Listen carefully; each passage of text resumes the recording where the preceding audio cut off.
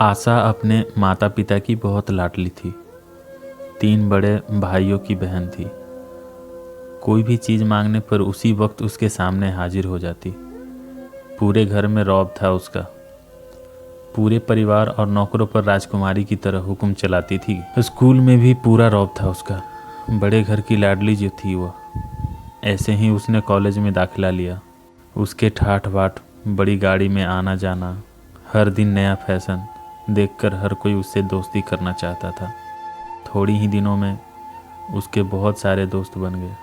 पूरे कॉलेज में उसकी अपनी ही एक पहचान थी। इन दिनों उसके घर में एक रिश्ता आया। खानदानी लोग थे और पापा की पुरानी जान पहचान थी उसके साथ। आशा के साथ कोई ज़बरदस्ती नहीं थी, पर आशा ने फिर भी हाँ कर दी, क्योंकि वह अपने परिवार से बहुत प्यार करती थी। वह जानती थी कि लोग उसका अच्छा ही सोचेंगे। लड़के का नाम प्रेम था। प्रेम काफ़ी पढ़ा लिखा और समझदार लड़का था। ससुराल वाले भी बहुत अच्छे थे। ससुराल में आशा की जगह वैसी ही थी जैसे कि मायके में। कोई भी कार्य आशा की सलाह के बिना नहीं होता था। वह सबकी लाडली बहू बन गई थी। फिर उसके घर एक बेटे का जन्म हुआ। बेटे का नाम सुमित रखा। सुमित आशा को जान से प्यारा था। पोता पाकर ससुराल वाले तो फूले नहीं समा रहे थे। आशा कभी कभी सोचती थी कि उसकी किस्मत कितनी अच्छी है। उसका हर अपना उसे कितना प्यार करता है। चाहे जीवन में कैसा भी समय आए, मेरे अपने हमेशा मेरे साथ हैं। मैं कभी अकेली नहीं हो सकती। कितनी खुशकिस्मत हूँ मैं। पर शायद आशा की खुशियों को उसकी अपनी ही नज़र लग गई थी। एक दिन वह मायके जाने की जिद कर बैठी। प्रेम को बहुत काम था, लेकिन वह फिर भी उसे ले गया। रास्ते में उनकी गाड़ी किसी दूसरी गाड़ी से टकरा गई। आशा, प्रेम और सुमित बहुत बुरी तरह से जख्मी हो गए।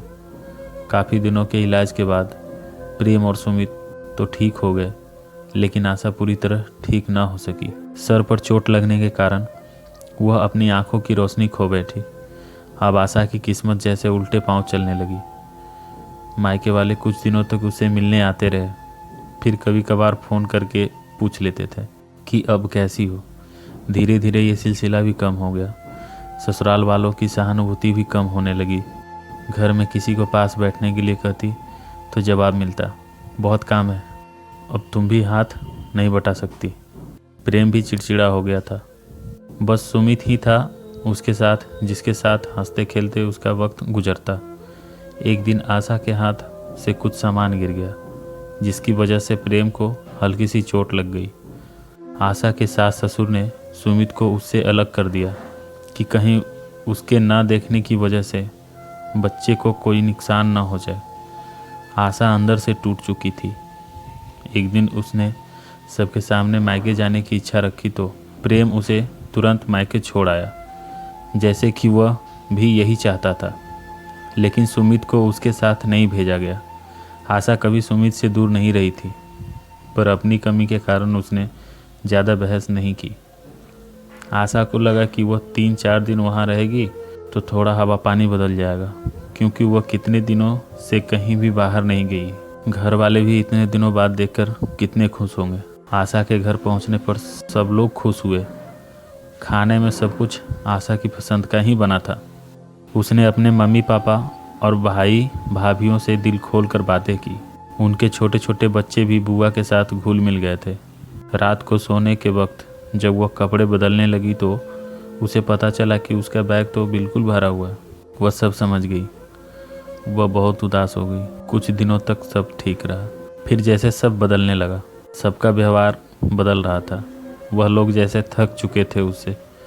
सब लोग घुमा फिरा कर प्रश्न पूछने लगे, प्रेम कब आ रहा है उसे लेने। वह बहाना बना देती, जबकि वह जानती थी उस घर में अब उसके लिए कोई जगह नहीं। आशा से चलते वक्त कुछ न कुछ हमेशा नुकसान हो जाता था। थोड़ी बहुत टोका टोकी उसे सुनाई देती, वह टाल देती। एक दिन उसके हाथ से लगकर एक कीमती फूलदान टूट गया। छोटी भाभी ने बहुत हंगामा मचाया। आशा के माता पिता रोज रोज के झमेले से तंग आ गए थे। उन्होंने प्रेम को खुद से फ़ोन कर दिया। प्रेम आशा को अपने घर ले गया। आशा को अपने परिवार वालों से ये उम्मीद न थी।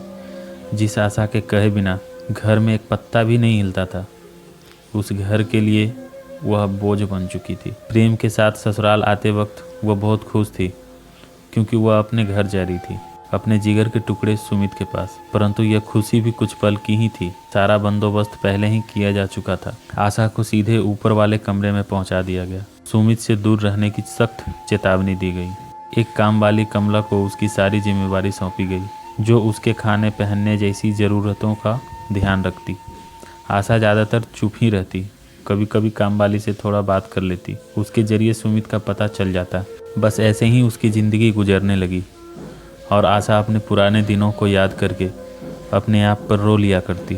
बेचारी करती भी तो क्या, शायद होनी को यही मंजूर था। सबकी लाडली बेटी और बहू सबके लिए लाडली से बोझ बन चुकी थी।